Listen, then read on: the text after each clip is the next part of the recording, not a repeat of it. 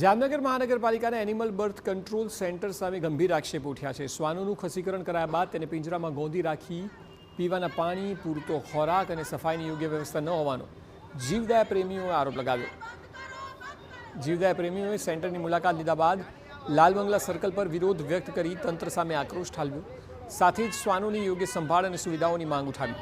સાથે જ શ્વાનોની સંભાળ પ્રત્યે બેદરકારી દાખવનારા જવાબદાર લોકો સામે તાત્કાલિક પગલાં ભરવાની માંગ કરી છે।